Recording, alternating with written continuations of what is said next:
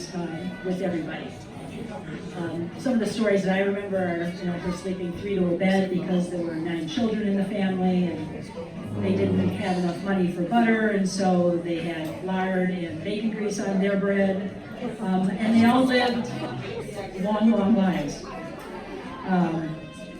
There were hard times, but in my mom's family, in my mom's house, she always said that nobody ever went hungry. Either grandma was always cooking, they always had food. She would tell the story of maybe one of the kids down the block that the parents would lock the kid out at lunchtime when they come home, but not her. She was there, and she always fed her children. My grandmother, Baka, always fed her kids and would feed some of the other kids in the neighborhood if they didn't have food. She was one of 9. She was the 4th child of Peter and Josephine Canapula. She was born on December 19th, 1920. Al, Frank, and Ted were born before her, and Wanda, Harry, Peter, Dorothy, and Roseanne were born after her. Her brothers all lived into their 80s and 90s. Her 3 sisters are still alive. My Aunt Dorothy is here. Raise your hand, Aunt Dorothy. My Aunt Roseanne, across the table, and my Aunt Wanda, who is living in an assisted living home in Arizona. Wanda's just 2 years younger than she is, so if my mom was 98, Wanda's 96. Yes? Okay. Okay, I'll go with 97 now. My mom also kept us all up to date on our family genealogy. Who was the son of who was related to who by marriage, what second cousins they had, who was the bastard son, all of that. She could speak and write Polish, so she would write letters to relatives in Poland to fill in any gaps in the family tree. And it was a big, leafy, immigrant tree.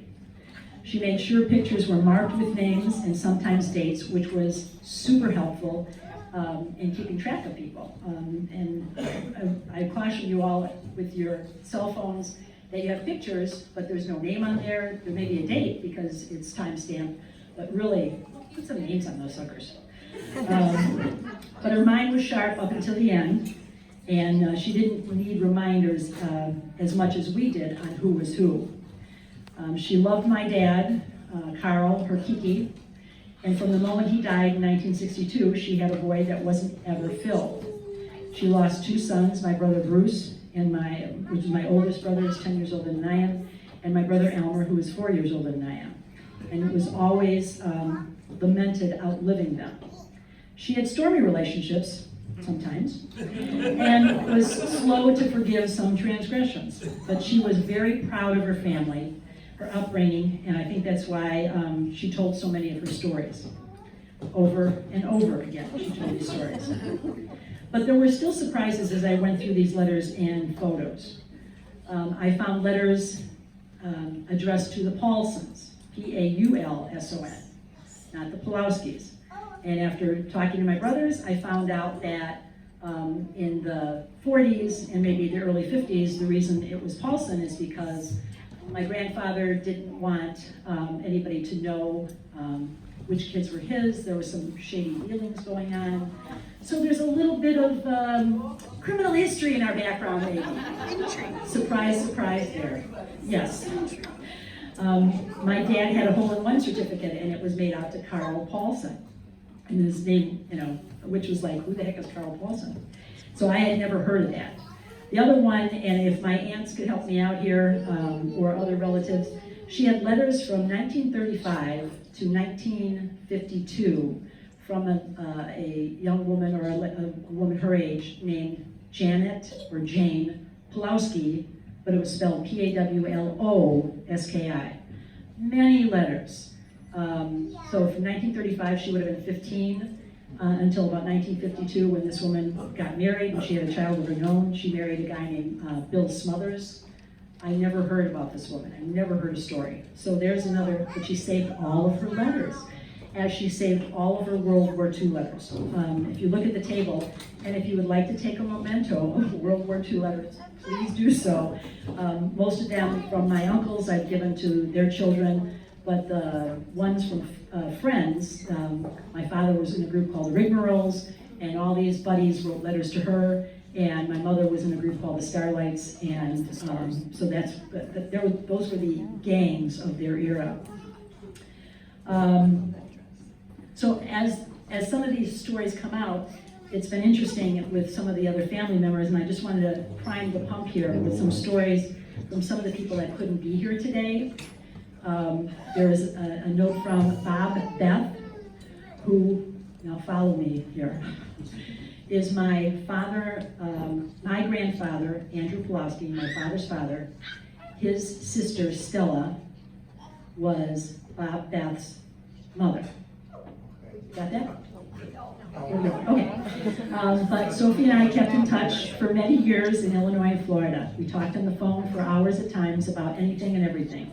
She had her opinion about things, and so did I. We didn't always agree, but that's why it was so interesting. She and myself were the oldest living relatives of the Pulaski and Beth family.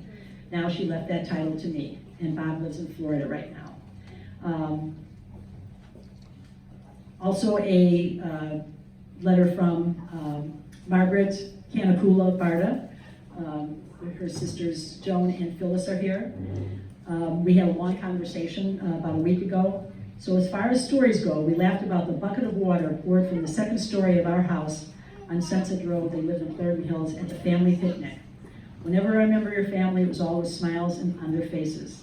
There always seemed to be a lot of joking around, some grumping, but a good feeling of family.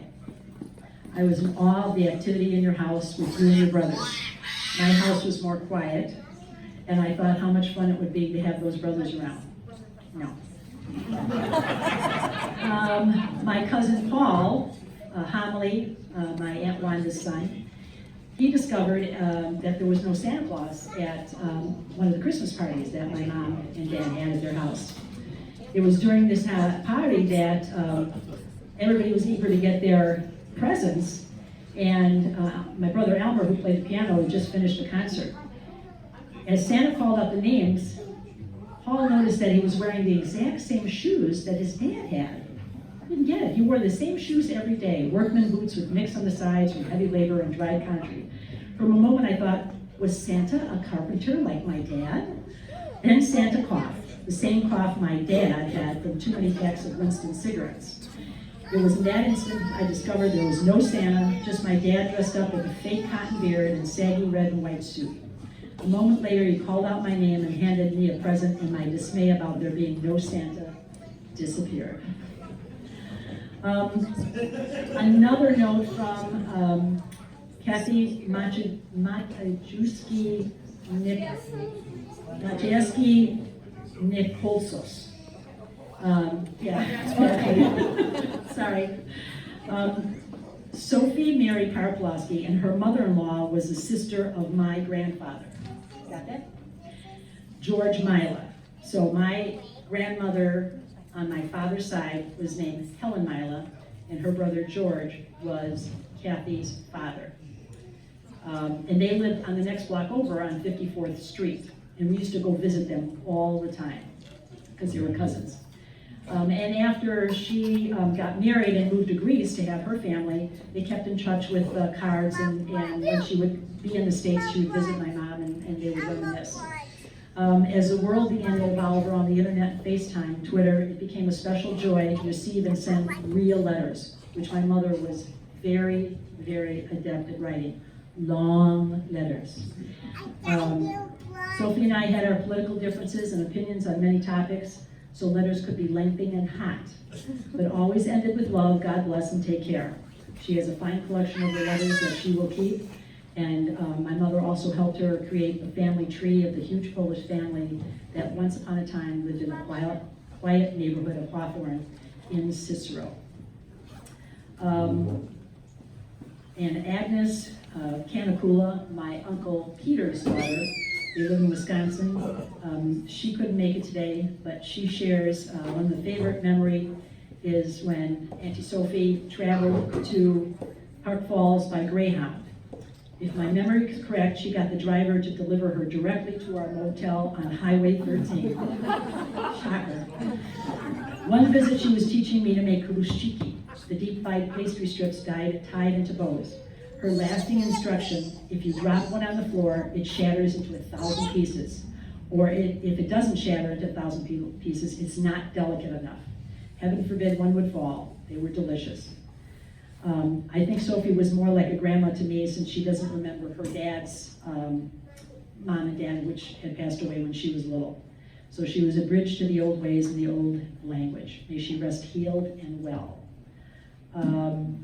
And finally, my sister-in-law, Dawn, who my brother Elmer was married to, his second wife, did send a note just saying that she remembers my mom sharing cooking and her meals, and she would always be willing to add a hand, and her saying was always to add a cup of water to the soup. Not sure I got that, but soup can't be thick, I guess. So if anybody else would like to step up and have a story, we are kind of recording this so that we can share it with family members that aren't here, and for posterity, for our great-grandchildren as they come up, so they can maybe feel connected to their older relatives like we were connected when we were little. All right, Joan, come on up. Joan Canacula Ritzer.